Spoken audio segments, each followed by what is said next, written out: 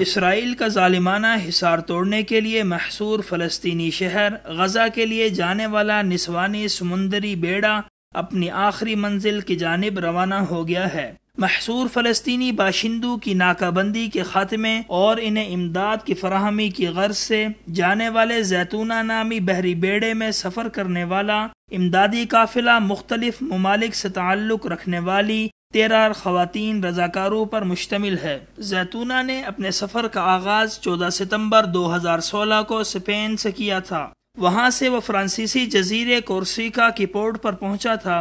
Corsica میں شدید سردی کے باوجود اس بیڑے کے استقبال کے لیے ہزاروں افراد موجود تھے، جنہوں نے بڑے پرتپاک انداز سے یہودی حصار توڑنے کے لیے پرعزم بیڑے کا شاندار استقبال کر کے مظلوم فلسطینی باشندوں کے ساتھ اظہار یکجہتی کیا تھا اور بیڑے کے امدادی قافلے کو بڑی مقدار میں امدادی سامان بھی دیا تھا۔ اس قافلے کی خاص بات یہ ہے کہ اس میں شامل 13 خواتین رضاکاروں میں بین الاقوامی سطح پر شہرت یافتہ خواتین بھی شامل ہیں، جن میں سب سے زیادہ نمایاں شخصیت معتبر عرب خبر رساں ادارے الجزیرہ چینل کی معروف الجزائری اینکر اور تجزیہ کار خدیجہ قنہ ہیں۔ ان کے علاوہ تیونسی پارلیمنٹ ممبر لطیفہ حباشی بھی ہیں۔ فریڈم فلوٹیلا کے اتحاد کی بین الاقوامی کمیٹی کی ترجمان نے بتایا ہے کہ اس قافلے کے جانے کا مقصد عالمی برادری کو یہ پیغام دینا ہے کہ غزہ کا ظالمانہ حصار توڑنے کی ضرورت ہے۔ ان خواتین کا یہ بھی کہنا ہے کہ وہ دنیا کو یہ پیغام دینا چاہتی ہیں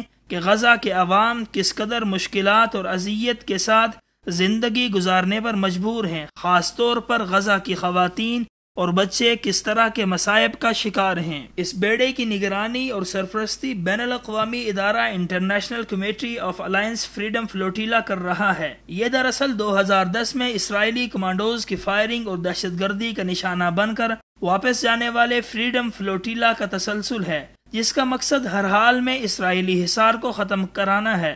دوسری جانب فلسطینی اتھارٹی نے گزشتہ روز اعلان کیا ہے کہ وہ فریڈم فلوٹیلا کا بھرپور طریقے سے استقبال کریں گے۔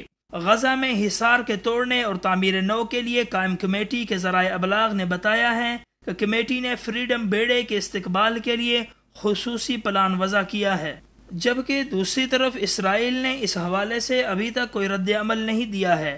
تاہم یہودی انتظامیہ نے اس سے قبل 29 جون 2015 کو فریڈم فلوٹیلا 3 کو یہ کہہ کر واپس کر دیا تھا کہ غزہ کی کوئی ناکہ بندی نہیں کی گئی، لہٰذا کسی ایسے بیڑے کے جانے کی ضرورت نہیں ہے۔ خیال رہے کہ اس سے قبل بھی مئی 2010 میں اسرائیلی بحریہ نے غزہ کے لیے امدادی سامان لے جانے والے قافلے فریڈم فلوٹیلا پر حملہ کیا تھا۔ غزہ کے لیے امدادی سامان لے جانے والے قافلے پر صہیونی بحریہ کے حملے میں 20 افراد جاں بحق جبکہ 50 سے زائد زخمی ہو گئے تھے۔ ترکی کی زیر قیادت جانے والے بحری جہازوں کے اس قافلے میں مختلف ممالک کے 700 شہری شامل تھے، جو غزہ کے محصور شہریوں کے لیے 10,000 ٹن سے زائد امدادی سامان لے جا رہے تھے۔ اس جارحیت کے خلاف ترکی نے اسرائیل کے ساتھ سفارتی تعلقات ختم کر دیے تھے، جس کے نتیجے میں 2015 میں اسرائیل کو گھٹنے ٹیکنے پڑے اور اس نے ترکی سے باقاعدہ معافی مانگنے کے ساتھ ساتھ متاثرین کو معاوضہ دینے کا بھی وعدہ کیا تھا۔ تاہم اسرائیل کے ظالمانہ اور شفاقانہ رویے کے تناظر میں اس حالیہ یکجہتی بیڑے کے سفر کو بھی انتہائی اہمیت دی جاتی ہے۔